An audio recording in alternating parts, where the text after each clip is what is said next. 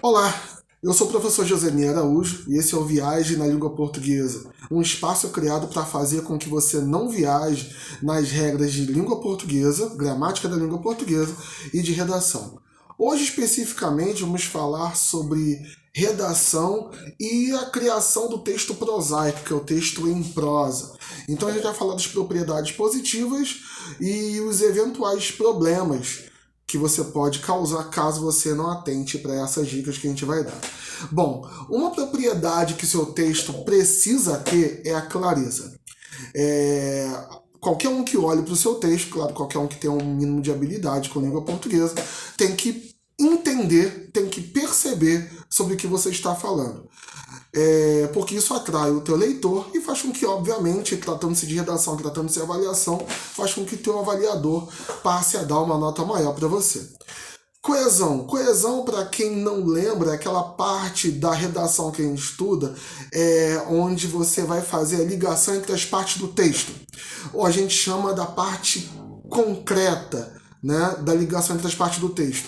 Então, leia isso aí. Preposição, conjunção, advérbios, expressões de maneira geral que vão fazer com que palavras, frases, orações, períodos e até parágrafos estejam perfeitamente conectados para que você tenha uma unidade textual. Tá? Essa é a parte da coesão. A parte da coerência é a parte lógica. A gente costuma falar que é a parte abstrata, porque como eu já mencionei, a parte lógica, então é a conexão entre as ideias. Então, uma ideia tem que estar conectada à outra, que tem que estar conectada à posterior, até você formar aquela unidade textual, onde você tem a coesão e a coerência propriamente dita perfeitas e fazendo com que você tenha um texto uníssono.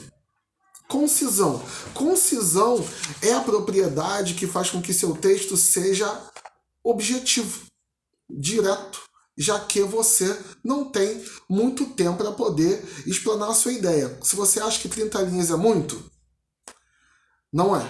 Tenha certeza, se você se deparar com um texto complexo, eu não diria nem muito complexo não, mas uma prova que exija que você demonstre aí o seu conhecimento sobre uma determinada pauta, você vai ver que você vai ter várias ideias na cabeça e no final das contas algumas vão ter que vão ser excluídas, ser preteridas, porque você não vai conseguir colocar todas. Então, seja objetivo.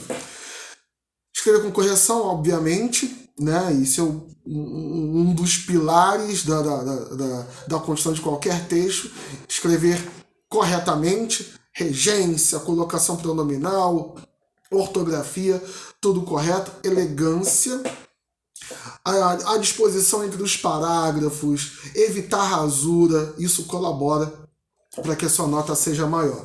Informatividade, é lógico, não esquecendo que o seu texto é um mecanismo de comunicação, sendo um mecanismo de comunicação, ele precisa passar informação com objetividade, com clareza. Perceba que uma propriedade é ligada à outra.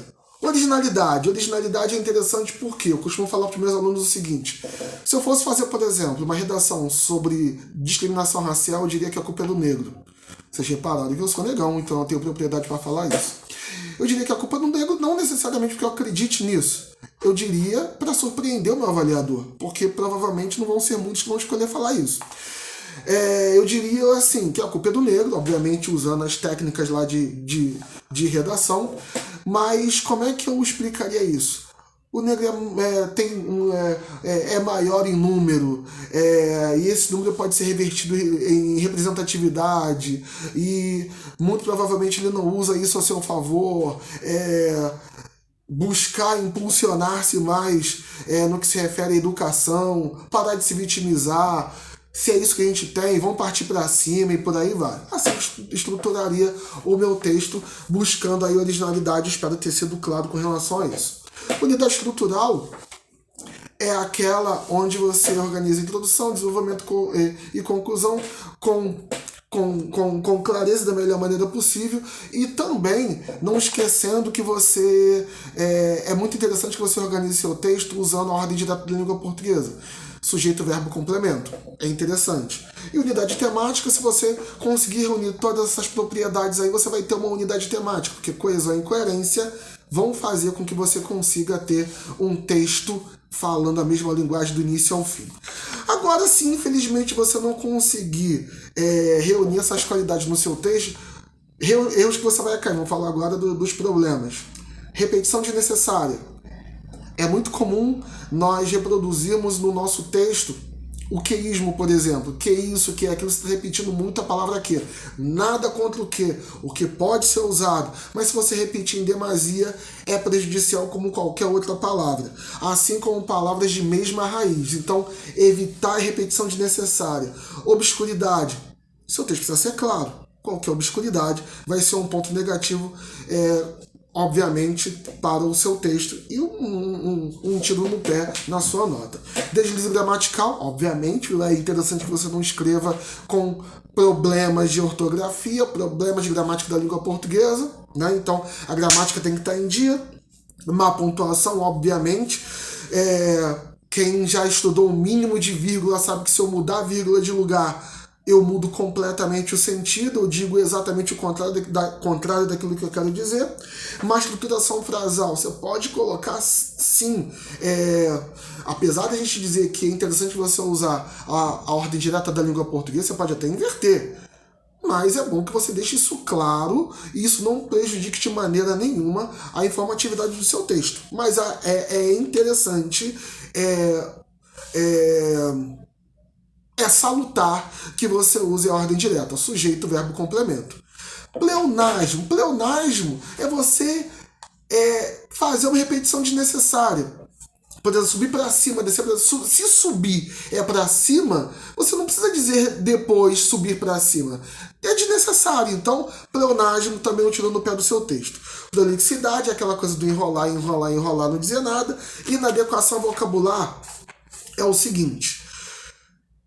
Uma palavra ela pode ser muito adequada para um tipo de texto, mas não serve para outro, ok? Sonoridade é muito bom para texto em verso, mas não serve para texto em prosa, tá? Por exemplo, a palavra coisa. Algum problema com a palavra coisa? Gramaticalmente não. Mas uma redação que vai ser analisada, ela passa para o avaliador que você não tem recurso vocabular, porque certamente essa coisa representa um substantivo específico.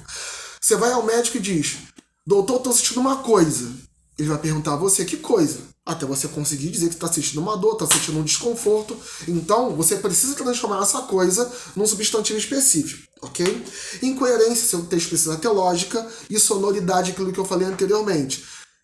Texto em prosa não precisa ter sonoridade, diferente do texto em verso, que é interessante, ok? Espero ter sido útil falando aí das propriedades positivas e negativas do texto prosaico, também conhecido como defeitos e qualidades do texto prosaico.